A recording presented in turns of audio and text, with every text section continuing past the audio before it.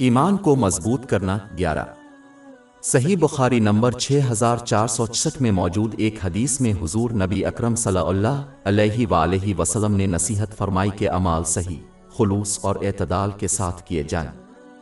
انہوں نے مزید کہا کہ انسان کے اعمال اسے جنت میں نہیں لے جائیں گے، اور اس نتیجے پر پہنچے کہ اللہ تعالیٰ کے نزدیک سب سے زیادہ محبوب اعمال وہ ہیں جو کم ہی کیوں نہ ہو۔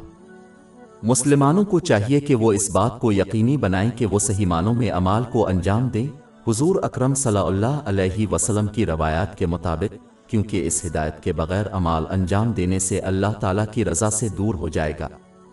باب 3 علی عمران آیت 31 کہہ دیجئے کہ اگر تم اللہ سے محبت رکھتے ہو تو میری پیروی کرو، اللہ تم سے محبت کرے گا اور تمہارے گناہوں کو بخش دے گا۔ اس کے بعد انہیں اللہ تعالیٰ کی خوشنودی کے لیے کرنا چاہیے، نہ کہ کسی اور وجہ سے، جیسے دکھاوے کے لیے۔ ان لوگوں سے کہا جائے گا کہ وہ ان لوگوں سے اپنا اجر حاصل کریں جن کے لیے انہوں نے قیامت کے دن عمل کیا، جو ممکن نہیں ہوگا۔ جامع ترمذی نمبر 3154 میں موجود حدیث میں اس کی تنبیہ کی گئی ہے۔ مسلمانوں کو چاہیے کہ وہ اپنے اوپر بوجھ ڈالے بغیر اعتدال کے ساتھ رضاکارانہ نیک اعمال انجام دیں، کیونکہ یہ اکثر ترک کرنے کا باعث بنتا ہے۔ اس کے بجائے انہیں اپنی استطاعت اور اسباب کے مطابق باقاعدگی سے عمل کرنا چاہیے، خواہ یہ اعمال حجم اور تعداد میں کم ہی کیوں نہ ہوں، کیونکہ یہ ان بڑے اعمال سے کہیں زیادہ برتر ہے جو وقتہ فوقتہ کیے جاتے ہیں۔ اعتدال انسان کو ان کے فرائض اور ذمہ داریوں میں سے کسی کو نظر انداز کرنے سے بھی روکتا ہے، خواہ وہ اللہ تعالیٰ، بزرگی، لوگوں کے حوالے سے ہوں۔ اعتدال انسان کو اپنی تمام ذمہ داریوں کو پورا کرنے کی بھی اجازت دیتا ہے، اور اس بات کو یقینی بناتا ہے کہ اس کے پاس ضرورت سے زیادہ اسراف اور فضول خرچی کے بغیر حلال لذتوں سے لطف اندوز ہونے کے لیے کافی وقت ہو۔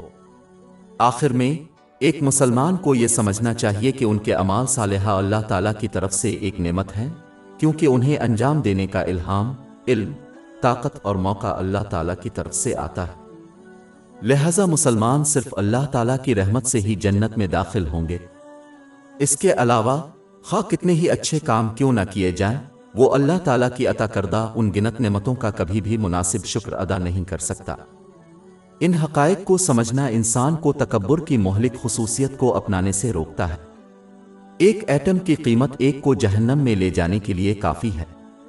صحیح مسلم نمبر 266 میں موجود حدیث میں اس کی تنبیہ کی گئی ہے۔ ہماری ویب سائٹ www.sheikhpod.com پر 400 سے زیادہ مفت e books, audio books, infographics, podcast اور بلاگ دستیاب ہے۔